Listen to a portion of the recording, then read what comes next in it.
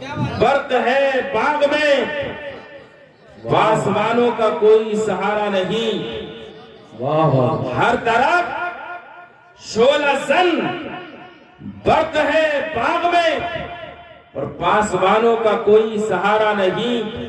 بلبلوں خود چمن کی حفاظت کرو اور اس کے سوا کوئی چارہ نہیں۔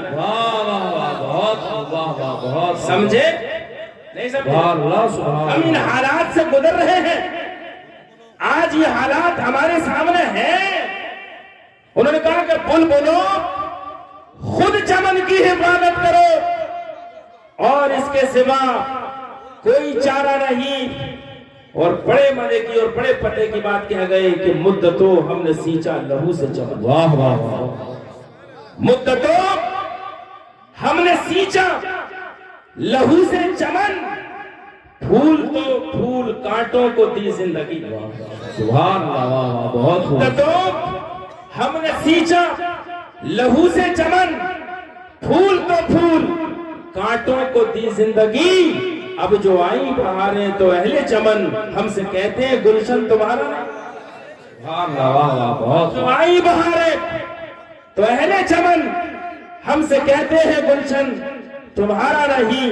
مدتوں ہم نے سینچا لہو سے چمن۔ کیا تمہیں معلوم نہیں جب اس ہندوستان پر انگریزوں کا راج تھا، انگریز جو تن کے گورے اور من کے کانے تھے، پورے ہندوستان پر انہوں نے آتم مچا کے رکھ دیا تھا۔ اس ہندوستان کو آزاد کرانے کے لیے اور اس ہندوستان کی آبیاری کے لیے ہمارے آبا و اجداد آگے بڑھے تھے۔ شوق صاحب کی نظر میں وہ سب تھا، سب کو لے کر کے انہوں نے یہ پیغام دیا ہے۔ ہمارے آبا و اجداد نے اپنا خون دیا تب یہ بھارت آزاد ہوا۔ ہمارے آبا و اجداد نے اپنی جانیں دی تب یہ بھارت آزاد ہوا۔ کیا تم بھول گئے علامہ فضل حق خیر آبادی کون تھے؟ ارے وہ ہم ہی تو تھے، دنیا والوں کو بتاؤ۔ علامہ فضل حق خیر آبادی ہم ہی تو تھے کہ جس نے کالے پانی کی صدا سنائی گئی تھی، وہ ہمارے تھے، وہ ہمارے عالم دین تھے، وہ ہمارے آبا و اجداد تھے، وہ ہمارے تھے کہ انہوں نے اس ہندوستان کی خاطر کالے پانی کی صدا سنا دی گئی۔ آج دنیا والے کہتے ہیں مسلمان غدار ہے، مسلمان غدار ہے۔ میں کہتا ہوں جو وطن کا غدار ہوگا وہ کیسا مسلمان ہوگا؟ ارے سچا مسلمان وہی ہے جو دیش سے محبت کرتا ہے۔ اس کا ثبوت علامہ فضل حق خیر آبادی نے دیا تھا۔ انگریزوں کے خلاف فتوی جہاد دیا۔ کیا ملا؟ کیا ملا؟ کیا پیسہ ملا؟ کیا حکومت ملی؟ کیا کرسی ملی؟ کس لیے دیا تھا؟ خالص محبت، وطن کی محبت میں فتوی دیا تھا۔ ملا کیا؟ کالے پانی کی سزا ملا کیا؟ کالے پانی کی سزا ملی۔ اور جب انگریزی سپاہی پہنچا تھا اور جا کر کے کہا تھا کہ علامہ تمہارے فتوے کی وجہ سے ایک انقلاب پپا ہو گیا ہے، آؤ جا کر کے اپنے فتوے کو واپس لے لو، ہم تمہیں عزت کی زندگی دیں گے، آؤ ہم تمہیں عزت کی زندگی دیں گے۔ موت کے عالم میں بھی یہ تاریخ پڑھتے کیوں نہیں؟ موت کے عالم میں بھی علامہ فضل حق خیر آبادی نے انگریزی سپاہی کے چہرے پر تھوک دیا تھا اور تھوک کر کے کہا تھا کتے کی 100 سالہ زندگی سے شیر کی ایک دن کی زندگی بہتر ہوا کرتی ہے۔ ارے ہم مدینے والے کے غلام ہیں، نبی کی چاکت میں بک چکے ہیں، اب کسی دنیا بھی کتے کے آگے جھک نہیں سکتے۔ واہ واہ، نعرے تکبیر، نعرے رسالت، مسلک اعلی حضرت، فیضان اعلی حضرت حضرت مولانا شاہ نواز اشرفی صاحب قبلہ، نعرے تکبیر، نعرے رسالت۔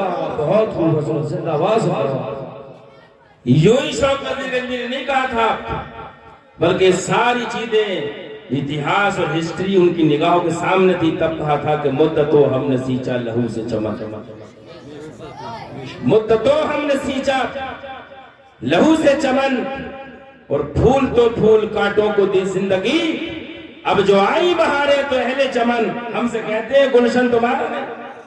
اب جو آئی بہاریں تو اہل چمن ہم سے کہتے ہیں گلشن تمہارا نہیں۔ اور اس نظم کا صرف آخری شعر کہوں گا، یہ ظلم اور اس دہشت کے خلاف بھی کہا توڑنا تو قفس کوئی مشکل نہیں. مولانا مقصود صاحب، یہ مولانا مقصود صاحب کی محبتوں کا نتیجہ ہے. بہت پہلے انہوں نے بات کی، فون کیا اور میں تیار بھی تھا، اور کل سے میرا ارادہ بالکل بدل گیا تھا. میں نے کہا نہیں جائیں گے، تھکے ہوئے تھے. ابھی کچھ دن پہلے بلاری میں دستار بندی کے پروگرام میں تھے. اسی طرح جیسے یہاں جلسے ہوتے ہیں ادھر ادھر ہوتے رہتے ہیں جلسے، تو ارادہ بالکل بند تھا. لیکن جب محبت کا سسٹم ایسا ہے کہ جب محبت شدید ہوتی ہے نا تو وہاں تک دوسرے کے دل تک ایٹومیٹک وہ اثر کر جاتی ہے. فون گیا، فوراً ہم تیار ہوئے، فوراً نماز مغرب کے بعد نکل پڑے اور یہاں آپ کے دیار میں حاضر ہو گئے. قسمت میں تھا کہ آپ ہمیں دیکھیں اور ہم آپ کو دیکھیں، پھر ہمیں نہ جانے موقع ملے یا نہ ملے. زندگی کا کوئی بھروسہ نہیں، کچھ کہا نہیں جا سکتا حضرات. تو کہا کہ توڑنا تو قفس کوئی مشکل نہیں، ہم نبھاتے ہیں سیاد رسم وفا، اور ہم کو گھٹ گھٹ کے مرنا تو منظور ہے، بے وفا بن کے جینا گوارا. سبحان اللہ. گھٹ گھٹ کے مرنا تو منظور ہے، بے وفا بن کے جینا گوارا نہیں. حضرات آپ جانتے ہیں اور نہیں جانتے ہیں تو سنیے گا. علی جناب مرحوم حاجی شوق وزیر گنج صاحب نے دین کے لیے بہت کام کیا. آخترا گاؤں میں ایک مدرسہ بنایا جو میری نالج میں ہے. ایک اور کسی گاؤں میں مجھے نام یاد نہیں رہا، وہاں بھی انہوں نے مدرسہ بنایا کتگا. وزیر گنج میں مقبول عام جو مدرسہ ہے وہ شوق صاحب ہی کی دین ہے، ان کو شاگرد نہیں گواہ ہے. جب ہم پہلی بار وزیر گنج آئے تھے، پہلی بار فرسٹ ٹائم، تو کسی شخص سے ملاقات ہوئی. ہم نے نام دیکھا مقبول عام. ہم نے کہا یہ شوق صاحب کا نام تو نہیں ہے مقبول عام؟ انہوں نے کہا کہ میں نے کہ شوق صاحب نے بنایا کہ یہ؟ تو انہوں نے بتایا کہ نہ وہ تو اس مدرسے کے پرنسپل تھے، انہوں نے بنایا نہیں. صاحب نے کہا تھا ہم سے، میں کیوں بتا رہا ہوں، صاحب نے کہا تھا وہ اس کے پرنسپل تھے، وہ بنایا نہیں. لیکن پھر ہم یہاں آئی گئے رہنے کے لیے تو پتہ چل گیا کہ علی جناب حاجی شوق وزیر گنج کی محنت کا نتیجہ ہے کہ مقبول عام کھڑا ہو گیا. اور آج یہ جو مدرسہ آپ دیکھ رہے ہیں مدرسہ فیضان حضور، یہ بھی انہی کی محنت اور انہی کی محبت اور انہی کے نام کا نتیجہ ہے کہ یہ اتنا بڑا مدرسہ اور مسجد بن کے تیار ہو. اور آج قرآن کریم کی تعلیم اس مدرسے میں دی جا رہی ہے. اور جیسا کہ میں نے سامنے پوسٹر بھی پڑھا، ان کا ایک اشتہار لگا ہے، اور ویسے بھی مجھے علم ہے، بتایا کہ یہاں بہت بہترین لڑکیوں کے لیے کام کیا جا رہا ہے. یہ خاص کر اس مدرسے کو صرف لڑکیوں کے لیے بنا دیا گیا ہے. ایسا ہی صرف لڑکیوں کے لیے. ضروری ہے آج کے اس دور پر فتن میں قرآن مقدس کی تعلیم کو عام کیا جائے. لڑکے بھی پڑھیں، لڑکیاں بھی پڑھیں، مگر پردے کے ساتھ، حجاب کے ساتھ. بے پردگی کا نتیجہ ہماری نگاہوں کے سامنے ہے. کوئی لڑکی کہیں جا رہی ہے، کوئی کہیں اپنی عزت کے ساتھ کھلواڑ کر رہی ہے. حضرات ضروری ہے کہ ہم شریعت مطہرہ کے دائرے میں قرآن مقدس کی تعلیم سے اپنے بچوں کو آشنا کریں. ورنہ اس دور پہ فتن میں تم دیکھ رہے ہو جا بجا جگہ جگہ نہیں بلکہ پوری دنیا میں آج دنیا اسلام کے پیچھے پڑی ہے، قرآن کے پیچھے پڑی ہے. دنیا کے دہشت گرد سوچ رہے ہیں کہ اسلام کو مٹا دیا جائے، اسلام کو ختم کر دیا جائے، قرآن کو بدل دیا جائے. مگر جس نے بھی قرآن کو بدلنے کی کوشش کی ہے وہ خود بدل گیا ہے. اللہ کی قسم قرآن نہ بدل سکا ہے، وہ خود بدلا ہے، قرآن نہ بدلا ہے. تاریخ گواہ ہے، مکے والوں نے چاہا تھا کہ شریعت اسلامیہ کو تبدیل کر دیں گے، مگر تاریخ شاہد ہے مکہ بدلا ہے، شریعت اسلامیہ نہ بدل سکی. مدینے والوں نے چاہا تھا اس شریعت کو تبدیل کر کے رکھ دیں گے، مگر مدینہ بدلا ہے، شریعت نہ بدلی ہے. جان قربان کی مصطفیٰ نے، اس لیے تحفظ شریعت کے لیے مصطفیٰ نے ہجرت کی ہے، کس لیے تحفظ شریعت کے لیے مکہ چھوڑا ہے، تحفظ شریعت کے لیے غار ثور میں گئے مصطفیٰ تحفظ شریعت کے لیے، مصطفیٰ جان رحمت نے اپنے دندان مبارک کو شہید کرایا ہے تحفظ شریعت کے لیے، بدر کے میدان میں 313 یار و مددگار کو اپنی کمان میں اتارا ہے، کس لیے تحفظ شریعت کے لیے، مصطفیٰ جان رحمت نے زخم کھائے ہیں تحفظ شریعت کے لیے، حضرت عثمان غنی نے حضرت ابو بکر صدیق نے صداقت کی کمر باندھی ہے تحفظ شریعت کے لیے، عمر فاروق اعظم نے عدالتی پرچم لہرایا ہے تحفظ شریعت کے لیے، حضرت عثمان غنی نے اپنے مال کو سخاوت کے دریا کی طرح بہایا ہے تحفظ شریعت کے لیے، حضرت مولا علی خیبر شکن آفتاب نبوت کی دلکش کرن ابو الحسن علی ابن ابی طالب نے اپنے شجاعت کے جوہر دکھائے ہیں تحفظ شریعت کے لیے،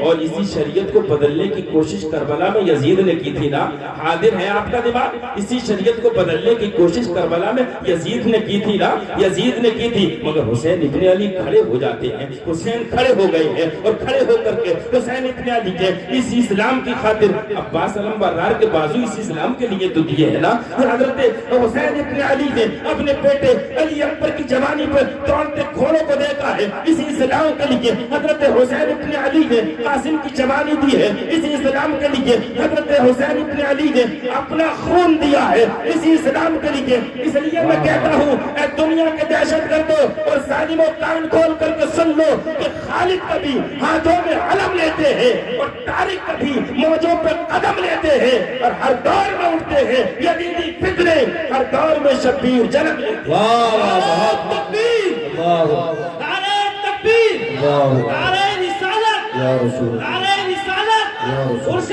شوق وزیر گنجوی، نعرہ تکبیر۔ حضرات اس لیے ضروری ہے کہ قرآن کی تعلیم کو عام کیا جائے۔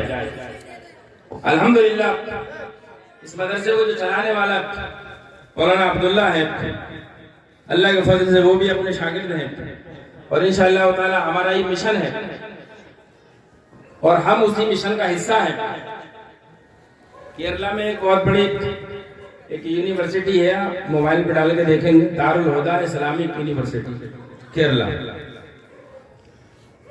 اس کے فارغین نے ایک انسٹیٹیوٹ بنایا وہیں، بہت بڑا زبردست، اس کا حصہ میں نے بھی اس کا فارم بھرا، اور اس حصے کی کوشش یہ ہے کہ تعلیم کو عام کیا جائے، ہمارے مسلمانوں میں تعلیم کی کمی ہے اس کو عام کیا جائے۔ لہذا بہت لمبی چوڑی بات نہ کر کے یہ بتانا چاہتا ہوں کہ انشاءاللہ تعالی ہم بھرپور کوشش کریں گے یہاں کے لیے، اور مولانا مقصود صاحب اور مولانا عبداللہ جو اس مدرسے کو چلا رہے ہیں اور اتفاق سے اپنے شاگرد بھی ہیں، تو پوری کوشش کریں گے کہ تعلیم کو بہتر سے بہتر بنایا جائے۔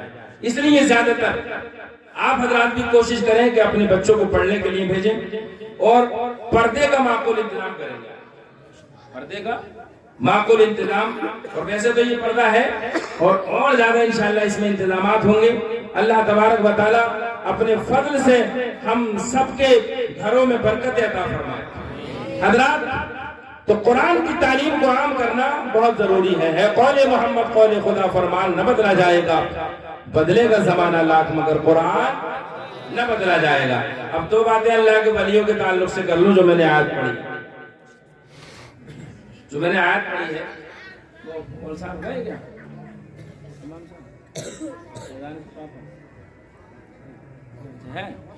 چلیے ٹھیک۔ اللہ تبارک و تعالیٰ کے ولیوں کا مقام اور مرتبہ قرآن پاک کی اس آیت سے آپ دیکھ لیں، الا ان اولیاء اللہ لا خوف علیہم ولا هم یحزنون۔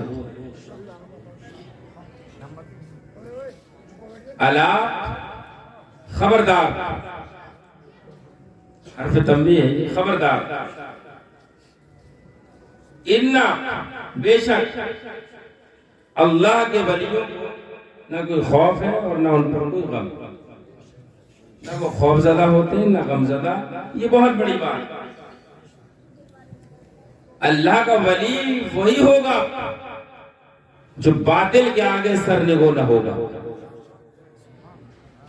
جب بندہ اللہ کا ہو جاتا ہے نا، جب بندہ اللہ کا ہو جاتا ہے تو دنیا کا خوف اور غم اس کے ذہن و فکر سے دور ہو جاتا ہے، دور ہو جاتا ہے۔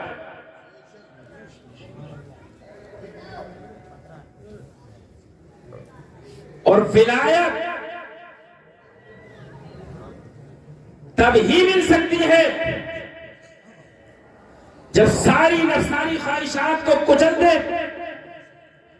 رسول کی محبت سے اپنے سینے کو سجا لے اور آل رسول کی غلامی کا پٹا اپنی گردن میں ڈالے۔ یہ آل رسول بیٹھے ماشاءاللہ، آل رسول، رسول سے محبت کریں اور آل رسول سے محبت کریں۔ بغیر نبی اور آل نبی کے نہ کوئی ولی ہو سکتا ہے، نہ ولایت مل سکتی ہے۔ غوث العالم محبوب یزدانی سیدنا مخدوم اشرف جہانگیر سمنانی رضی اللہ تعالیٰ جب سمنان کا تخت و تاج چھوڑ کر کے آئے، سمنان کا تخت و تاج چھوڑ کر کے آئے، ایک جگہ پڑتی ہے ظفر آباد۔ چلتے چلتے جب آئے اور ظفر آباد میں ظفر خان کی مسجد میں ٹھہرے آپ، تو اسی ظفر آباد میں ایک مفتی صاحب رہتے تھے جو نئے فارغ ہوئے تھے، نئے فارغ۔ نبی سے ٹکرانے کے بعد تو ایمان ہی کامل نہیں، اس لیے جب نبی کی مخالفت میں لوگ کھڑے ہوئے اور یہاں تک کہنے لگے کہ نبی مردہ، نبی مردہ، اور ایک طرف سے نہیں، لکھنؤ سے آباد نبی مردہ، دلی سے آباد نبی مردہ، ادھر سے آباد نبی مردہ، دیوبند سے آباد نبی مردہ، جب ساری چوطرفہ آبادیں چلی تھی تو کیونکہ نبی صلی اللہ علیہ وسلم کی مخالفت کرنے والا تو ایمان والا ہو ہی نہیں سکتا، اور خاموش رہنے والا بھی اس سچا ایمان والا نہیں ہو سکتا۔ جب چارے طرف سے یہ آوازیں بلند ہوئی نبی مردہ ہے، نبی مردہ ہے، تو بریلی کی سرزمین سے اعلیٰ حضرت مجدد دین و ملت الشاہ امام احمد رضا فاضل بریلوی علیہ رحمہ کھڑے ہوئے تھے اور سارے بدبختوں کا جواب دیتے ہوئے ارشاد فرماتے ہیں، تو زندہ ہے واللہ، تو زندہ ہے واللہ، میری چشم عالم سے چھپ جانے والے۔ بہت بہت حضرات، آل نبی کی محبت کے بغیر ولی کی ولایت کمپلیٹ نہیں ہو سکتی۔ علل اعلان بتا رہا ہوں میں یہ،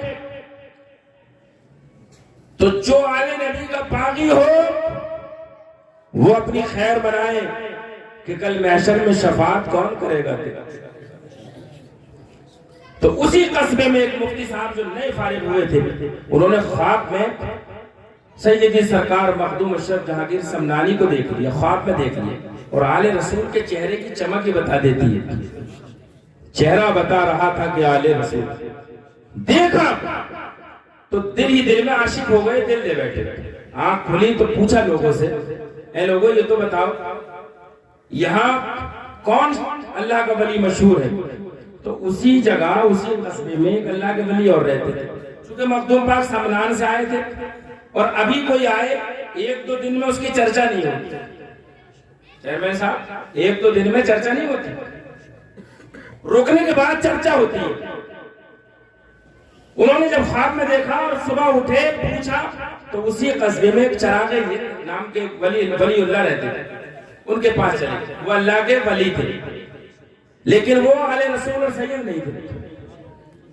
ان کے پاس پہنچے کہ چلو انہی سے کچھ فیض لوں۔ جا کر کے جب دیکھا، نظریں ملی، تو دل نے کہا کہ یار جو خواب میں دیکھا تھا وہ ہستی تو ہے نہیں، مگر چونکہ یہ بھی اللہ کے ولی ہے،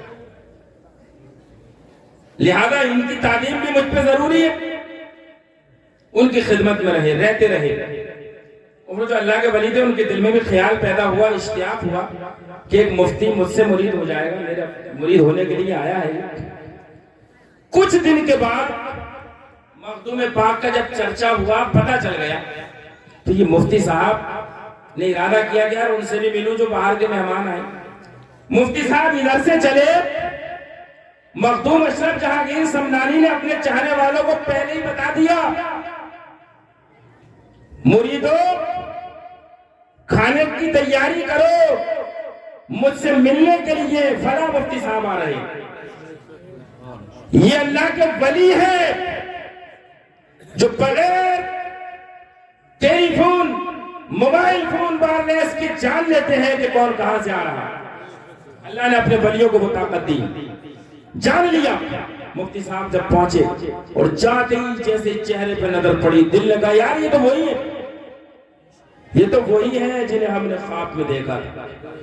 سو رہے ہیں یا سونگ رہے ہیں؟ بھیا سو رہے ہیں یا سن رہے ہیں؟ یہ دیکھیے،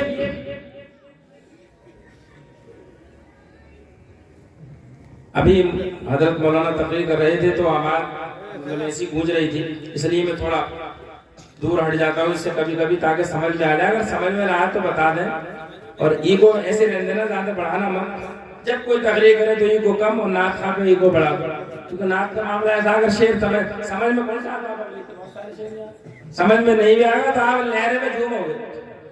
وہ لہرہ اگر کوئی بن گیا تو تمہیں جھومنا ہے، جھومے لہرے پہ۔ اور جہاں کوئی کام کی بات یا دین کی بات یا ملت کو اکٹھا کرنے کی بات یا تمہیں گناہوں سے بچانے کی بات ہوگی تو کھٹ سے نیند آ جائے گا، آنکھیں بند۔ کیونکہ شیطان بھی تو ہمارے پیچھے لگا ہے نا۔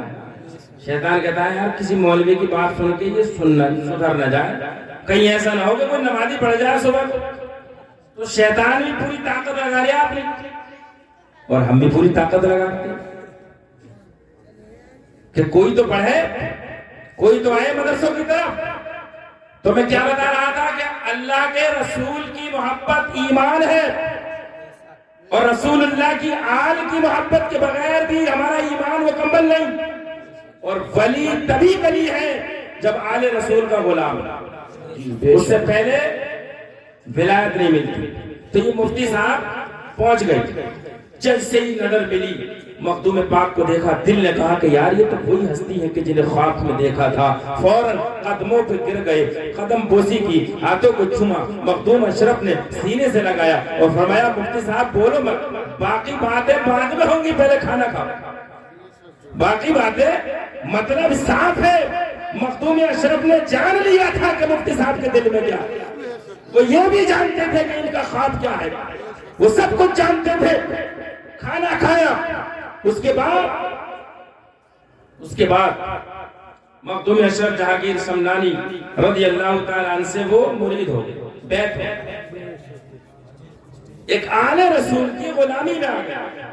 نعرے تکبیر، نعرے رسالت، مسلکی اعلیٰ حضرت، فیضان اعلیٰ حضرت، فیضان اولیاء کرام، اسے شیخ نصیر بن جمیل، نعرے تکبیر، نعرے رسالت۔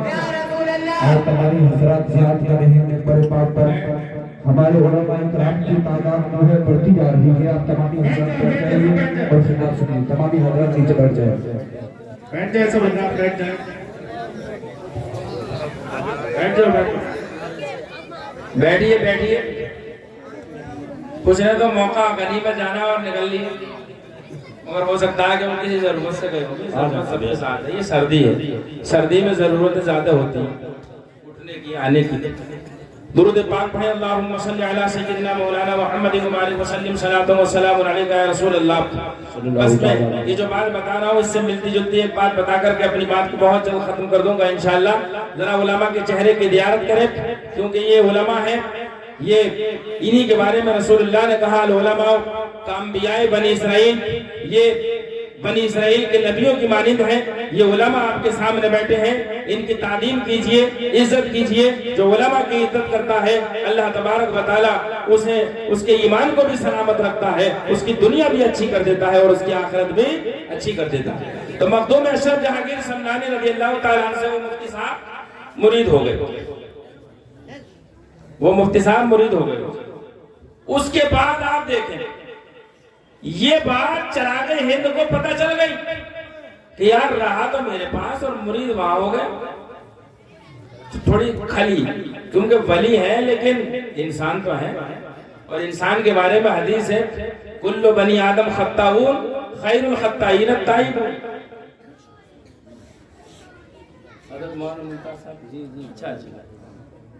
حدیث پاک ہے کل بنی آدم خطاؤون خیر الخطائین التائبون، آدم کی ہر اولاد خطا کار ہے لیکن بہتر خطا کار وہ ہے جو گناہ کر کے توبہ کرے، اپنے گناہوں پہ پشیماں ہو جائے۔ ہم اور آپ سے گناہ ہوتے ہیں لیکن وہ شرمندہ اور پشیماں ہو جائے۔ جیسے ہی انہیں علم ہوا کہ میرے پاس مفتی صاحب رہے اور مرید وہاں ہو گئے، اچھا، تو مخدوم پاک مسجد میں تھے، سارے مریدین بیٹھے تھے، لکھا ہے کہ وہ دریا میں ایک کشتی پہ تھی، وہیں سے انہوں نے اپنی ولایت کی طاقت سے اس مسجد میں گرمی پیدا کر دی۔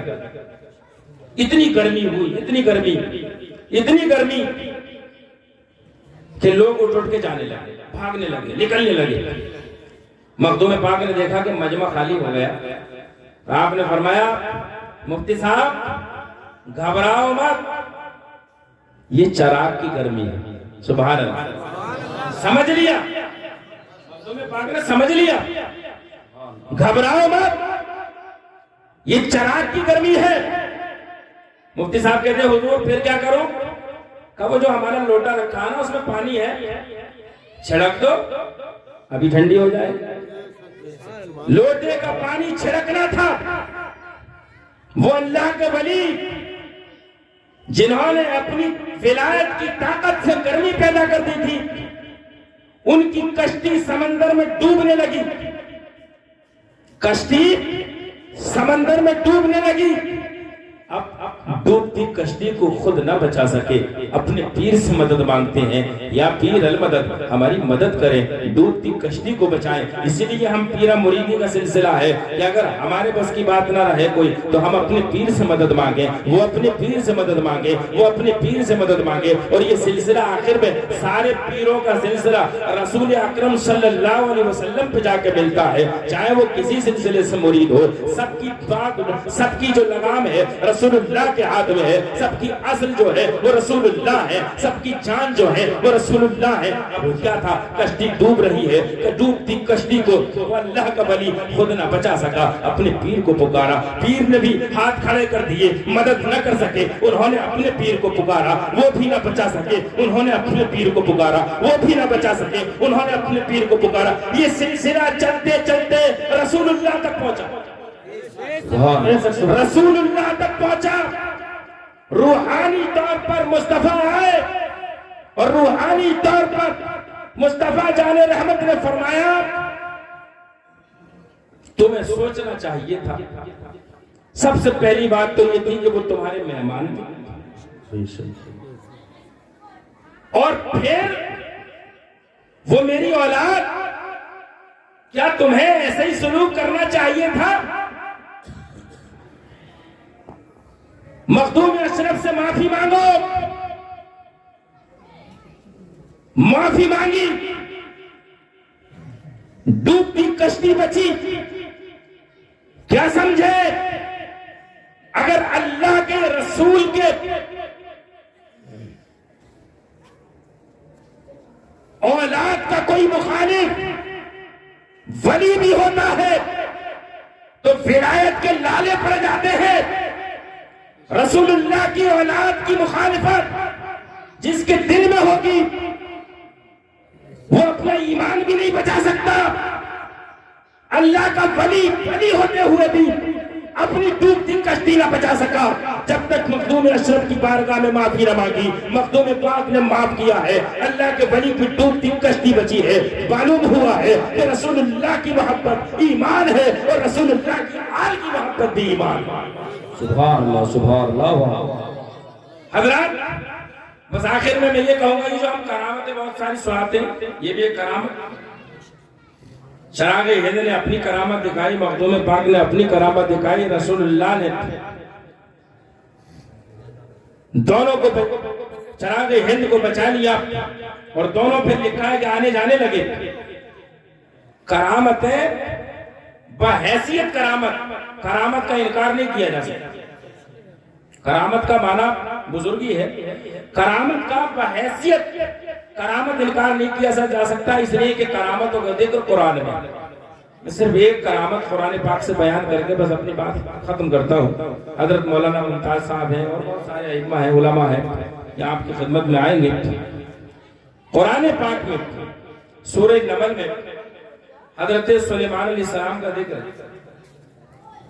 ملک سبا کی ایک بادشاہ ملکہ بلقیس جب حضرت سلیمان علیہ السلام کے یہاں آنے لگی اور قریب آ گئی